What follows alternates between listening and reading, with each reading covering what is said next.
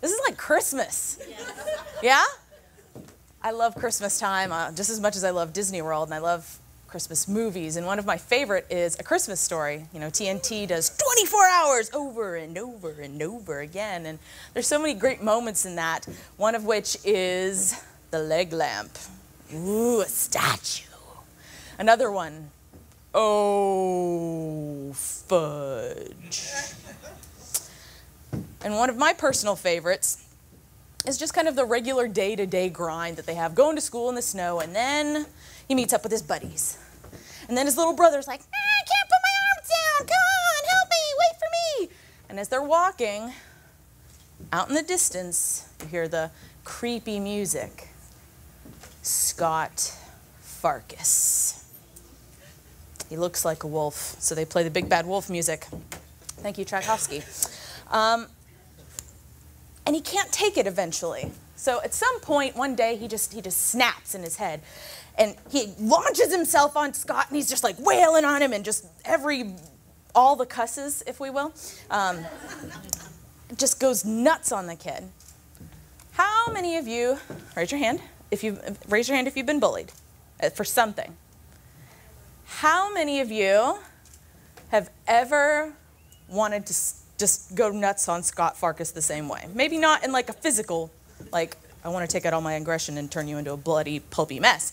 But just get that tension out. Yeah. That's part of life. And because we've all experienced that, that's a common thread, and one of the reasons that we bond together, because we're so loving. It's like, oh, you like me. You really like me. Ah, channeling my inner Sally Field for you.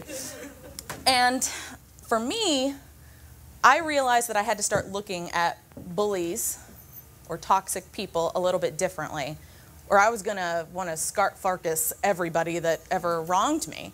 And in the past, I did not handle myself as I do today, and I've changed because I thought about things differently. So today what we're going to do is talk about a couple of things. We're going to talk about how bullies are made, the types of bullies that exist, and I'm going to share a little bit about my story and how I began to rethink bullying and give you guys some ideas about why that's so important. Okay, so sound like a plan? No? Okay, I can leave. Okay, yay! Yay, okay. So number one, I was watching The Simpsons one day, and it was an episode where Lisa ended up in detention. I know, completely bizarre. It wasn't Bart.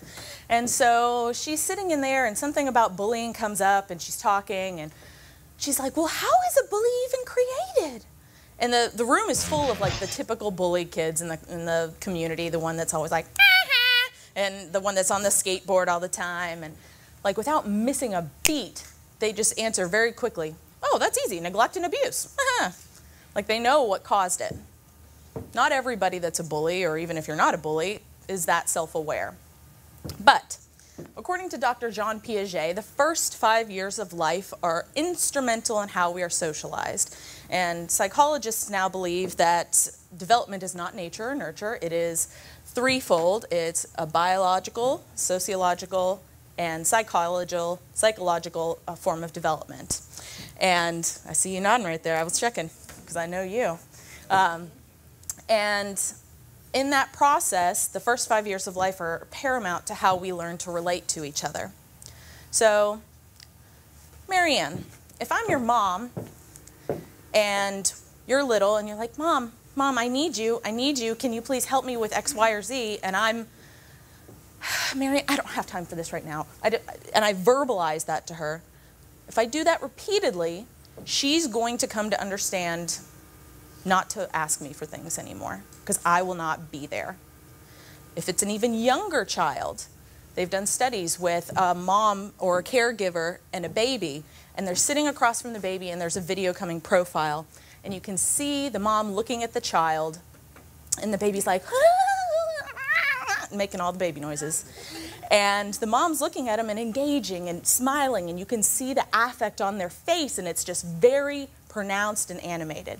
And then the mom shuts off. Very flat, No emotion, no response, no nothing. And the baby's reaction is instantaneous. They keep trying in the only way that they know how, either by crying or something else, to get the attention for their needs to be met. But if the mom has no response, the baby will retreat into itself and not trust the external world anymore. That's where trust issues develop. So that's how neglect forms bullies. Abuse is basically anything that's going to cause somebody to change their makeup. You can be abused physically, like the Scott Farkas affair. You can be abused emotionally with those types of things like neglect. You can be abused verbally and saying, oh, well, aren't you stupid? Oh, that's so nice, but that's just not going to cut it. Any word that is used to drag someone else down is bullying. So a bully, a parent that's a bully, is going to create another bully, because that's just the nature of it. It's very cyclical. So with that being said, the child grows an ego to protect itself. The ego is designed for safety, and it will do whatever it has to, even self-destruct and hurt itself, to keep itself safe based on what it's learned during the first 5 years of life. So, now that we know how a bully has been developed, throw some ideas out when you hear bully, what you think of, like the Scott Farkas kind of thing. Like, what do you think of when you hear the term a bully? Teasing. Teasing, very good. Stealing lunch. Ah, the classic. Very nice, Kelly. Troll. What? Troll. Trolls, yes, yes. In our line of work, we do see a lot of the trolls and the haters. Yeah, very good. Control, yes, excellent.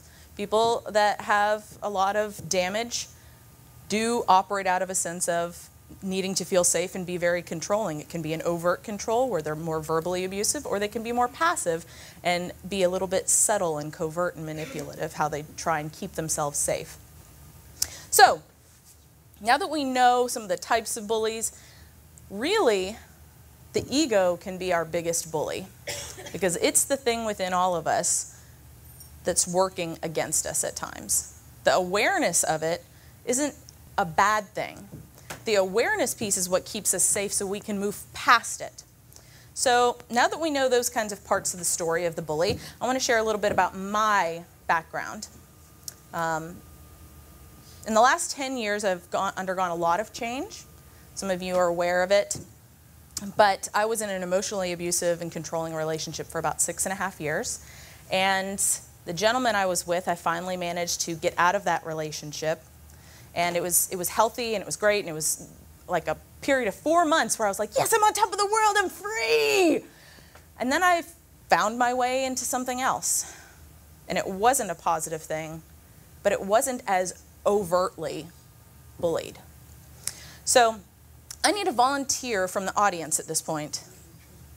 Oh, gee, only Ryan Eller. Okay, Ryan Eller, give him a round of applause. Would you go grab that whiteboard? I will. Thank you, sir. While he's going to do that, thank you so much. Okay, so I loved when we did that activity yesterday on the wall about the success line. We're gonna write success down here. So we move from right to left. Did I not spell it right?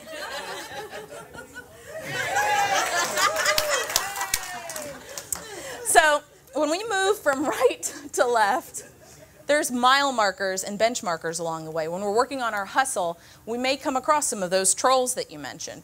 Now, if your goal on the hustle is personal growth or spiritual growth, it's hard to have a bench marker because you don't know of a time frame when those things are going to happen. It's very liquid, very fluid. And there's a point on that journey when a spiritual awakening happens. And we grow in love. This is not meant to be phallic or anything. I don't know what's funny. Is it you? Success.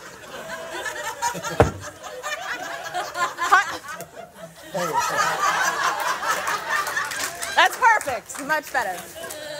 Okay. So, success.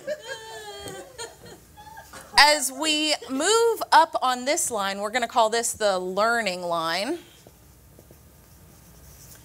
And that's where we grow in our spiritualness towards love. Now, the tricky part here is realizing that bullies have a purpose. They do. When I was going through the second form of the relationship, I did a lot of digging because a lot of things didn't make sense, and I realized this person has a personality disorder. And I don't know if you know anyone that has experienced that, but they operate very differently. Every one of us has different personalities, but people with personality disorders view the world very differently. And the people they interact with are affected profoundly. And I, at a point, was very angry with this person because they knew who they were and they tried to hide it. And they manipulated and they exploited me for their own benefit. And I was angry. I found my way into another community on Facebook. I know, shock, I'm sorry, I'm not cheating on you guys or anything, but there's other ones out there that fill different needs. And so I found my way into one, and I was talking about this experience, and they said, I believe, and they articulated everything that I felt and knew to be true, but it was the first person that ever said the same thing to me that I'd been saying in here about a bully. The trick here is bullies attack us and they hurt us, and so we feel wronged and we want to go Scott Farkas on them. The problem with that is we can't move up the learning line towards love when we behave just like a bully does. The only way we're able to move up this is to forgive. How many people have had trouble forgiving? You want to know a trick to fix that? Stop. Yes. Thank you, Rick. Judgment is tied to forgiveness. If you look at that very closely, you will see that they are intrinsically related. The moment you replace forgiveness, or pardon me, judgment with love, forgiveness happens naturally. So that is why it is extremely important to look at bullies a little bit differently, because they have been placed in your life so that you can learn something from them. I learned two very important things from those relationships. One, the importance of asserting my wants and my needs. Nobody's going to do that for me. Nobody can read my mind. And two, even though I've fallen in love with somebody or am tied to them by blood, not everyone is healthy for me, and I have to let go of certain relationships in order for me to move forward. I wouldn't have those lessons unless I rethought the purpose of a bully in my life, and I did not live in a way to bully back. So today we talked a little bit about how bullies are developed so we can have a little more compassion for why they are the way they are. We shared some of the different things that we've experienced in the types of bullies that have interacted with us, and we looked at why it's important for us to move up on the spiritual learning line through forgiveness and rethinking the purpose of those painful people in our lives. I want to leave you with this. We can't learn a new way to be unless we learn a new way to think. Thank you.